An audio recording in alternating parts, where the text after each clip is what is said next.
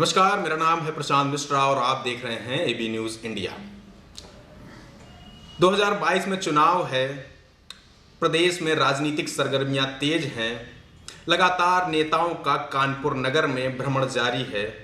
एक दिन पूर्व प्रधानमंत्री और उत्तर प्रदेश के मुख्यमंत्री कानपुर के दौरे पर थे और यहां पर उन्होंने मेट्रो की सौगात शहरवासियों के दी। ऐसे में आज हम बैठे हैं भारतीय जनता पार्टी के एक पुराने नेता के पास में, जिनका नाम है दिनेश अवस्थी।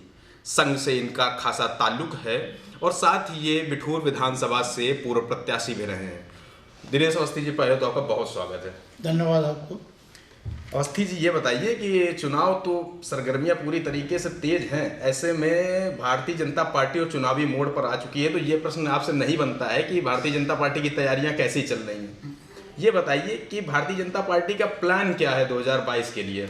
300 सीटों पार करने का। 300 से ज़्यादा सीटें जनता से इतना विकास कार्य योगी जी और माननीय मोदी जी ने किया है, उसकी वजह से 300 सीटें पार हो रही हैं। इसको कोई नहीं रोक पा रहा।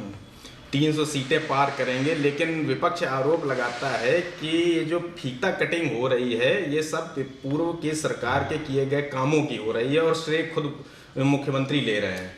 ये सब बेकार की बातें हैं। अगर पूर्व में काम किया होता तो फीता वो काटते।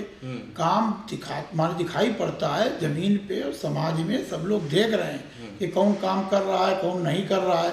ये तो सब सामने है आपके। मेट्रो का कोई अभी जैसे चुनाव आ गया, तमाम लोग क्या करते हैं, ठेकेदार से कहते हैं ईंटा यहाँ रोड पर डाल दो, वहाँ डाल दो, ठीक है, सूचना जारी हो गई और काम नहीं हो पाए। वो काम हमारे यहाँ नहीं। हमारे यहाँ देखिए 3 तरह का होता है। एक होता है गुलाब का फूल, एक होता है आम का बौर, एक होता है कटहल। आम के बौर में बौर बहुत आता है लेकिन फल कम होते हैं। और एक होता है गुलाब से फूल देता, कुछ फल देता नहीं, से फूलता है, बहुत अच्छा फूल होता है। कटहल फूल नहीं देता, सीधे फल देता है। भाजपा कटहल समझिए, जो करती है, बोलती है, वो करती है, वो दिखावे वाला काम नहीं करती। लेकिन चुनाव चिन्ह फूल है, आप कह रहे हैं वो कटहल है। हम गुलाब के फूल की बात करें, कटहल के फूल की हम कटहल हम वो कह रहे हैं। कटहल का पेड़ ऐसा होता है, इसमें फूल नहीं होता, सीधे फल देता। तो हम लोग कटहल का पेड़ मानिए, सीधे हम फल देते हैं, ज़्यादा बोलते नहीं, काम करते हैं। लेकिन वो कह रहे हैं कि आप सिर्फ ये प्रचार कर रहे हैं और हमको श्रेय नहीं दे रहे हैं। कल प्रधानमंत्री आए थे तो उन्होंने, समाजवादी पार्टी के कार्यकर्ताओं ने खासा विरोध किया। उन्होंने कहा कि हमको श्रेय नहीं दे रहे, खुद 2 बार शिलान्यास कर रहे हैं, उसके बाद लोकार्पण 2 बार, एक बार मुख्यमंत्री कर चुके, एक बार प्रधानमंत्री कर चुके। तो ये सिर्फ जनता को बरगलाने की एक साजिश है। ये देखिए, विपक्ष का काम है कुछ न कुछ उसको बोलना। मुझे पास कुछ बचा तो है नहीं, बस यही बोलें और क्या बोल सकते हैं। काम आप धरातल पर चले जाइए, किसी रोड पर चले जाइए, देखिए काम हो रहा कि नहीं हो रहा। गांव हमारी पत्नी ब्लॉक प्रमुख है कल्याणपुर से, 4 महीने में ब्लॉक प्रमुख 60 रोडें हमने दी और काम चल रहा। और कम से कम 15 रोडों का हमने उद्घाटन कर दिया, बनने के बाद उद्घाटन हो और काम चल रहा। तो ये काम बोलता, इसके पहले क्या हो रहा था वो भी देखने काबिल है। हर जगह काम चल रहा, किसी गली में चले जाइए आपको काम चलता वो मिलेगा। काम दिखाई पड़ता भाई, काम दिखाई पड़ता है। तो ऐसे में ये बताइए कि बिठूर विधानसभा से आप चूंकि प्रत्याशी रहे हैं और बिठूर अब चूंकि वहाँ भाजपा का विधायक है, तो बिठूर विधानसभा 5 सालों में कितनी बदली? देखो, बिठूर विधानसभा वही है, बदली तो विकास कार्य हुआ है। माननीय मोदी जी, योगी जी ने इतना विकास कार्य कराया। बिठूर क्या पूरे प्रदेश की सबका साथ सबका विकास को लेकर चल रहे हैं और काम हो रहा है लगातार। वहाँ सांसद विधायक काम कर रहे हैं, वहाँ सांसद भी हमारा है, विधायक भी हमारा, सब काम हो रहा है। काम तो हो रहा है, लेकिन एक आरोप बिठूर विधानसभा पर हमेशा लगते रहे और ये एक मुद्दा रहा है खनन का, चूंकि कटरी क्षेत्र वहाँ पर बिठूर में बहुत ज़्यादा लगता है। ऐसे में खनन के आरोप पूर्ववर्ती सरकारों में भी लगते रहे और वर्तमान में, चूंकि जब योगी सरकार सत्ता में आने की लिए आजमाइश कर रहे थे, उस दौरान उन्होंने कहा था हम अवैध खनन को रोकेंगे। लेकिन खनन अभी भी, इलाकाई लोग बताते हैं कि उस क्षेत्र में खनन अभी भी कम नहीं हुआ और विधायक के ऊपर भी आरोप लगते हैं।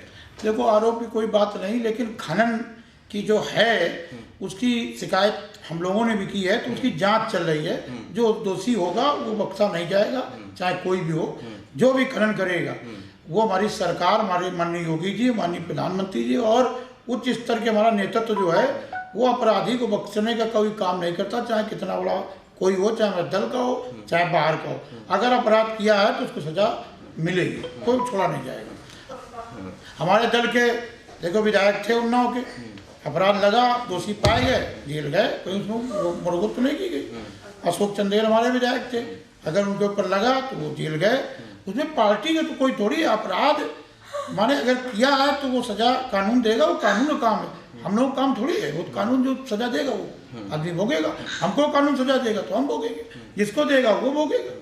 लेकिन चूंकि सरकार आपकी है और विधायक भी वहां पर आपके हैं, और कहा यह जाता है कि विधायक के संरक्षण में ऐसा हो रहा है, एक बात। और दूसरा ये कि अब 5 साल बीत गए और लगातार चल रहा है, तो सरकार कब जागेगी और कब इस पर कार्रवाई होगी? इसकी जांच चल रही है, और जो जो दोषी तमाम डंपर और तमाम जेसीबी बंद भी की गई।